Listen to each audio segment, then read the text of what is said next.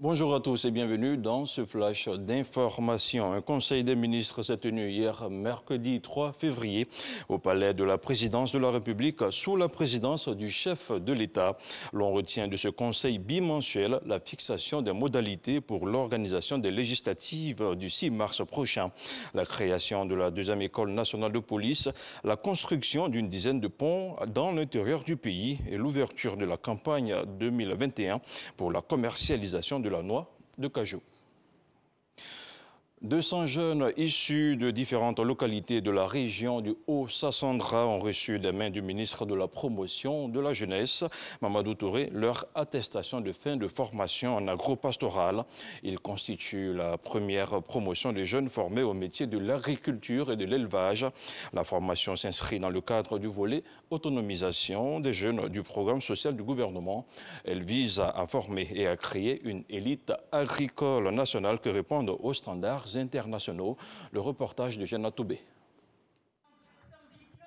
Des garçons et des filles heureux de faire partie de l'élite des jeunes agriculteurs de demain. Ils sont 200 au total, dont 60 filles, à recevoir leur attestation de fin de formation en agro-pastoral. Parmi eux, des éleveurs et des agriculteurs. Ils forment la première promotion de jeunes professionnels dans les métiers d'agriculteurs et d'éleveurs. Nous sommes conscients de la chance qui est la nôtre, d'avoir des connaissances dans ces domaines qui sont en plein essor. Nous invitons tous les jeunes amis qui ont un besoin en formation de se tourner vers l'agence Emploi Jeunes pour recevoir cet accompagnement de l'État de Côte d'Ivoire. La formation de ces 200 jeunes désormais professionnels de l'agriculture et de l'élevage est une illustration de l'axe 4 du programme social du gouvernement, PSGouv, notamment son volet autonomisation des jeunes. Le ministre de la Promotion de la Jeunesse et de l'Emploi des jeunes a rappelé aux jeunes nouvellement formés et nantis de leur parchemin la vision du président de la République pour la jeunesse de Côte d'Ivoire en termes d'emploi et d'insertion socio-économique. Mamadou Touré a annoncé aux jeunes de Daloa la bonne nouvelle. L'engagement du gouvernement a amplifié cette année 2021 les initiatives en faveur de la jeunesse. Très souvent, beaucoup de jeunes, par manque d'information, commencent à perdre l'espoir ou considèrent que rien n'est fait. Et je tiens à rassurer les uns et les autres qu'en 2021, nous allons aller encore plus loin. Nous allons amplifier nos actions en faveur des jeunes.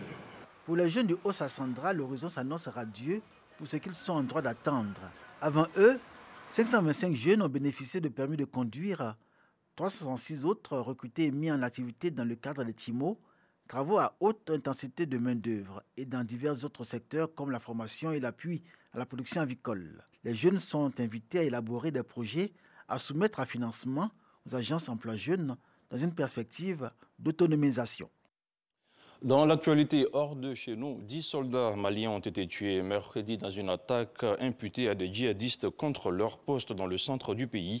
Un des foyers de la violence qui ensanglante le Sahel à 2 semaines d'un sommet franco-sahélien consacré à la sécurité dans la région. L'armée française est intervenue aux côtés de l'armée malienne. Selon cette dernière, une vingtaine de djihadistes ont été tués. Mais fait inhabituel, les assaillants ont utilisé un véhicule blindé.